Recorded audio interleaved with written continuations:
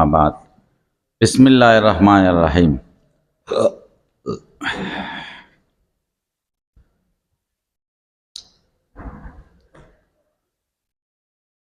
خطبے کی د قرآن کریم اعجاز او د نبی کریم صلی اللہ علیہ وسلم کمال بیان ہے دا تفسیر دے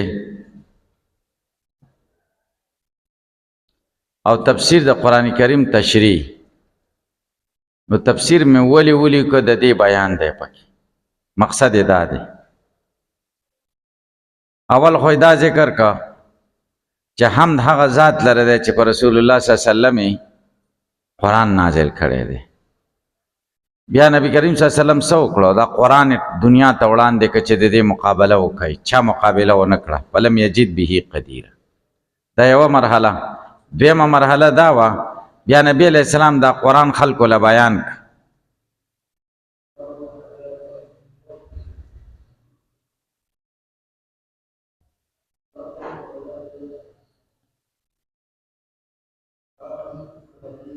تو ورشه دا اور دا بند کا دا سپیکر بند کوي ځوانان یې مړه من خو سپینګری کړه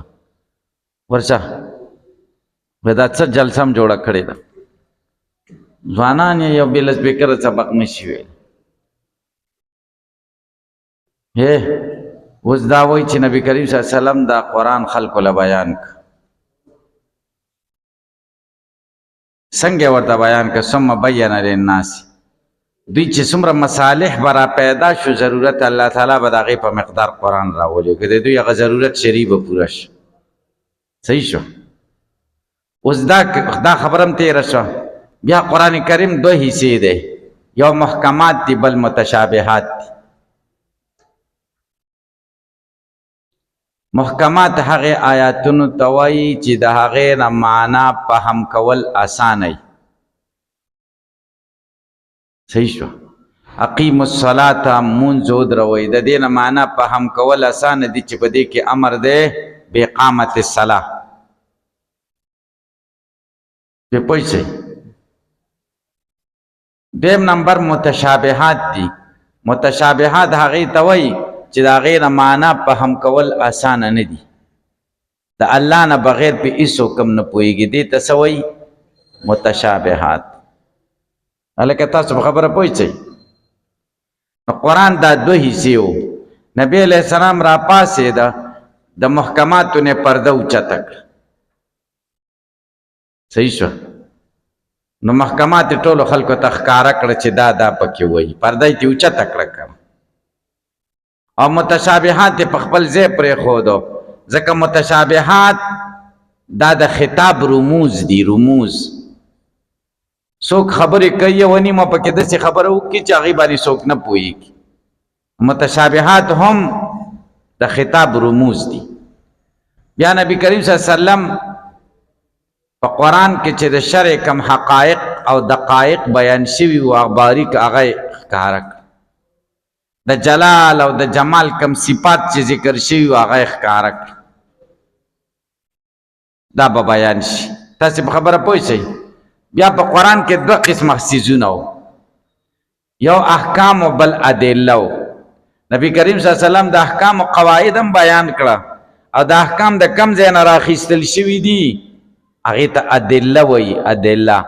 هغه یې بیان کړه ادله بیا په دوه قسمه دي یو هغه دا چې د صریح النصوصو نه اخیستل شوي بل هغه چې د اشارت النص نه فهم کېږي دا ټول رسول الله صلی الله علیه وسلم ښکاره کړه دا بیان کوي ګورئ فکشفا قناع الانغلاق عن آیات محکمات هن ام الكتاب واخر متشابهات هن رموز الخطاب تاویلا وتفسیرا فکشفا نبی علیہ السلام لرې کړه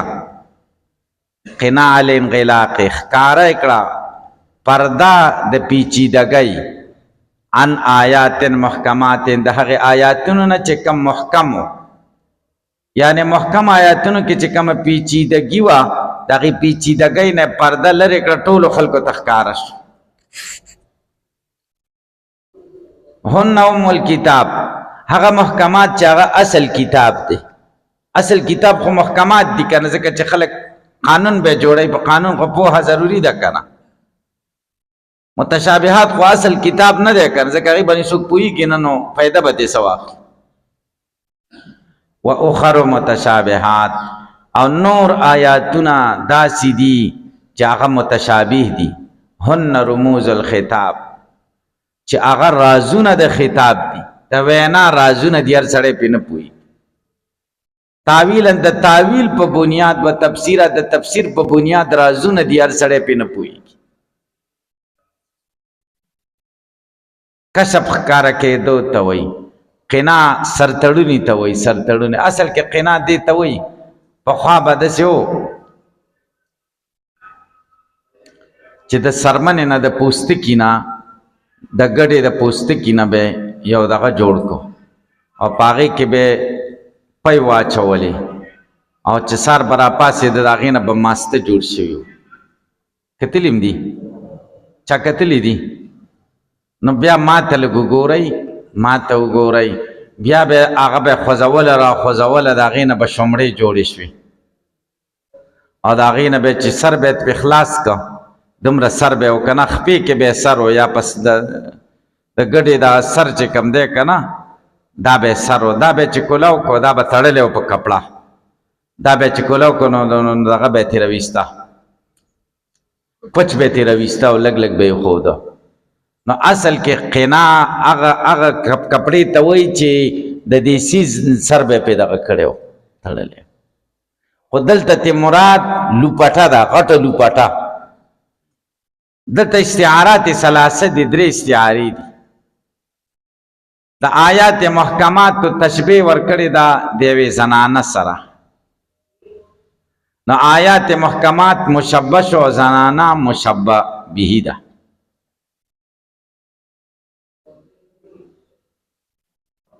تاسې په خبره پوه شئ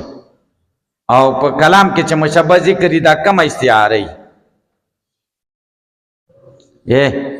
یا د انغلاق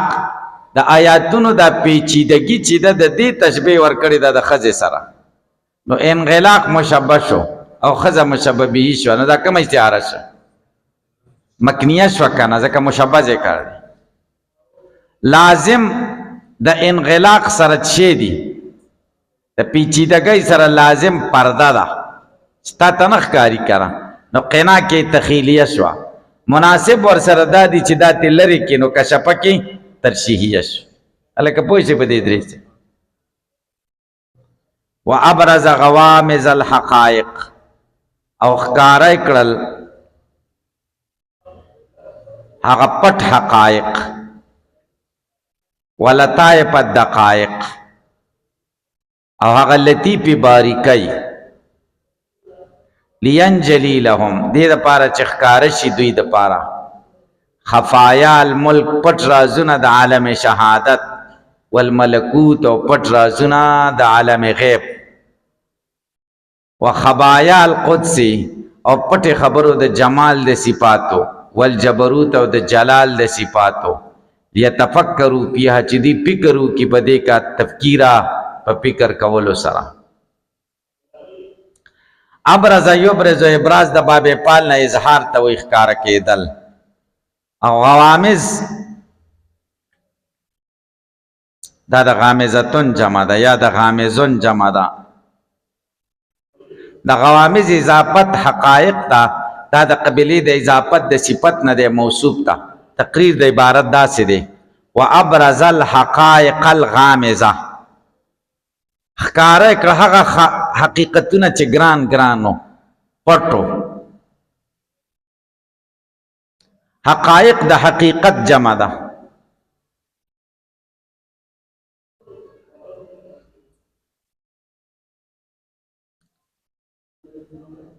اصل کې عبارت داسې دی و ابرز الحقائق الغامضه والدقائق اللطیفه لطائف دا مضاف دی دقائق تر قبیلې د اضافت د صفت نه موصوف ده دقیقه باریکۍ ته وایي لطیف نرم لینجلی انجیلا کشف ته وایي خفایا د خفیتون جمع د پټ ته وایي ملک عالم شهادت ته وایي کم سیزونه چې موږ له په نظر راځي دې ته ملک وایي عالم شهادت،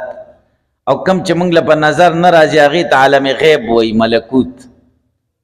نو د خدای دوه قسمه مقدورات دي، څه موږ له په نظر راځي څه نه راځي. نو ملک کې عالم شهادت ته اشاره ده، او په غیب دغه کې ملکوت کې. نو نبی علیہ السلام عالم شهادت هم موږ ته ښکاره کړی، د عالم شهادت خبرې او د عالم غیب خبرې چې څه موږ له په نظر نه راځي هغه هم راته بیان کړي که نه. عالم شهادت دنیا شوه او عالم غیب برزخ او آخرت. اسانه خبره. و خبایا القدس والجبروت، خبایا د خبیتون جمع ده، پټوالی ته وایي، پټ رازونه.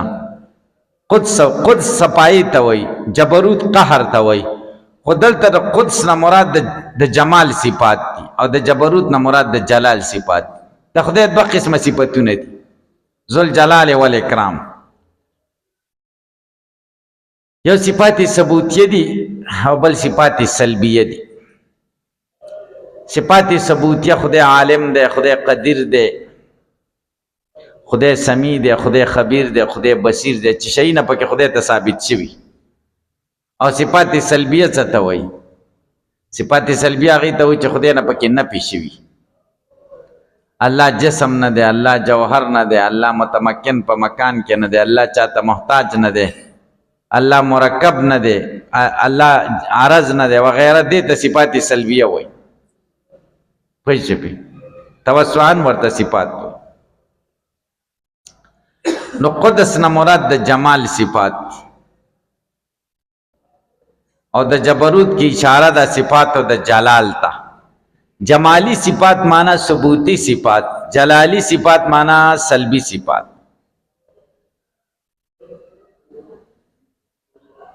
یتفکروا فیها تفکیرا، چې سوچو کې پدې کې په سوچ کولو سره. ومهد لهم قواعد الاحکام،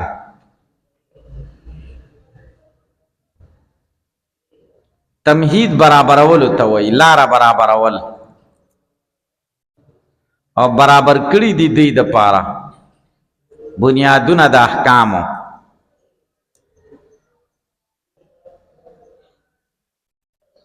و اوزاعها، او علل د دې احکامو. احکام ورته بیان کړي دي، برابر کړي دي. دا حکم دی، دا حکم دی، دا حکم دی، دې کې کول، دې کې نه کول، دا وکئ، دا مه کوئ. دا نبي اسلام بیان کړي دي که نه؟ او د دې علل هم بیان کړي، د دې علل هم بیان کړي دي. علل هغه اسباب چې د احکام د کمې د وجې نه راغلي دي. اوزاع یعنی ادله، علل نه مراد ادله دي، دلیلونه هم بیان کړي. دا دلیلونه د سنه بیان کړي دي، یا دا قواعد الاحکام د سنه برابر کړي دي. من نصوص الآیات و الماعها، د صریح آیاتونه نه او د برېښنا د آیاتونو نه. یا خو صریح آیاتونو نه اخیستل شوي دي، او یا د صریح آیاتونو نه نه دي اخیستل شوي. آیت د بل څه دپاره بیان شوی دی، خو دا ترې فهم شوې ده دا خبره. الماع چمک، پوه شوې؟ اشارت النص، دلالت النص. لیذهب عنهم الرجس، دې دپاره چې د دوی نه د ګناهونو پلیتۍ لرې شي. ویطهرهم، خدای پاک کی دوی تطهیره په پاکولو سره. مهدا یمهد تمهید، باب تفیل، لاره برابرول. قواعد د قاعدې جمع ده، هغې مسائل او قضایای کلیه ورته وایي. احکام د حکم جمع ده، نسبت تامه ته وایي، یا خطاب الله تعالی المتعلق بافعال المکلفین. د حکم معناګانې تاسو توضیح کې ډېرې ویلې دي. یا د حکم نه مراد ما ثبت بالخطاب دی، چې فرض او واجب او غیره دي. دې تم حکم وایي ځکه دا ما ثبت بالخطاب دي.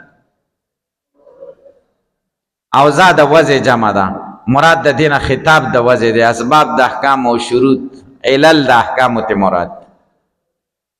نص هغې ته وایي نصوص، د نص جمع ده. ای ته وایي چې معنی صریح ای غیر محتمل ای د بلې معنا احتمال د بلې معنا پکې نه ای ته نس وایي الماء د لمع جمع ده چمک د نور ته وایي تطهیر پاکولو د ګن ته وایي دلته د ګناه نه پاکول مراد دی فمن کان له قلب هغه څوک چې هغه کې عقلي قلب دلته په معنا د عقل سره فمن کان له قلب هغه څوک چې هغه کې عقلي او القى السما یا غوږ کېږدي وهو شهید او دی حاضر باشي فهو فی الدارین حمید و سعید دی به په دواړو جهانو کې محمودی خلق به صفت کوي سعید مسعود د نیکبخته وي سعادت والا وي فعیل په معنا د مفعول سره دی محمود او مسعود وي پوه نه شئ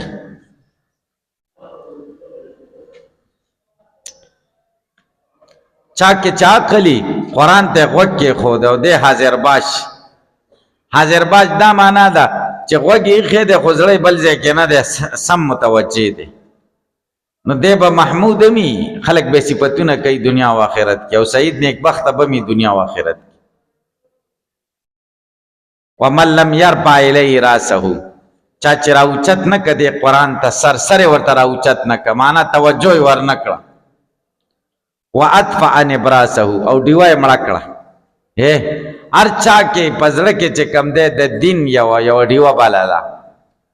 طبیعي اعلان دی هر چا کې الله طرف ته او د الله خبرو طرف ته یو طبیعي اعلان شته کنه استعداد هغه استعداد ختم کړه وَأَطْفَأَ نِبْرَاسَهُ او مړه کړل خپل د استعداد ډیوه نبراس ډیوی ته وایي د فطرت نور ته وایي فطرت الله التي فطر الناس عليها لا تبديل لخلق الله هغه فطرت مراد یعيش ذمیمه دی به ژوند وکړي ذمیمه معنا مذمومه ملامت کړلی شوی وي وسيصلى سعيرا او زر د چې داخل بشي جهنم ته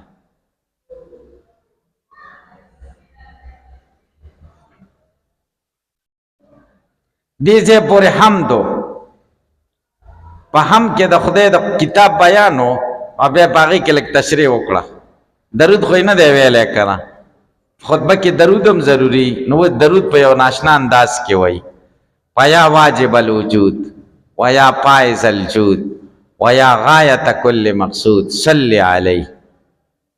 اے واجب الوجود اے د سخاراتو یون کیا او اے د هر مقصود انتها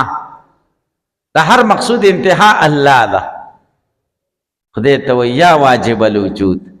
اے واجب الوجود درې څیزونه دي موجودات درې څیزونه دي واجب الوجود ممکن الوجود ممتنع الوجود ممتنع الوجود څه ته وایي چې عدم ضروري واجب الوجود څه ته وایي چې وجود ضروري عدم محال او ممکن الوجود څه ته وایي چې وجود او عدم دواړه برابر نو الله واجب الوجود او شریک ممتنع الوجود ته او مخلوقات چې کوم دي ممکن الوجود درې تقسیم هم پیژن وایا پایز الجود ایراتو یون کې د سخا دنیا کې یک مطلب دا چې څومره جود والا دی په دې ټولو جود چاره پرې وسته دی الله ویا غایت کل مقصود اے د هر مقصود غایه او انتها الله تعالی د هر مقصود غایه ده هر سړی مقصد لري کنه او د دې مقصد څه دی الله صلی علی درود راولې نازل کا پدا صلاتن دسی درود توازی غناءه چې برابرې د نفع سره غنا نفع ته وایي وتجازي عناءه او بدل ورکی دا درود عناءه د مشقت د چې څومره مشقت د امت سره کړی چې دای بدله شي د درود پر راولې وعلى من پاغ چا درود راولېګا اعانه چې د مدد کړي صحابه کرام قولا او فعلا وقررت بیانه او د بیان مضبوط کړي دي قربانیان ور کړی دي تقریرا په بیانولو سره واپز علینا من برکاتهم راتوي کې په موږ باندې برکتونه ددوي وسلک بنا مسالک کراماتهم او روان کې مونږه پاغې لارو د عزتونو د دوی د عزتونو چې کومې لارې دی او دوی په عزتمن شوي په هغې مونږ هم روان کړي وسلم علیهم وعلینا تسلیما کثیرا او سلام راولې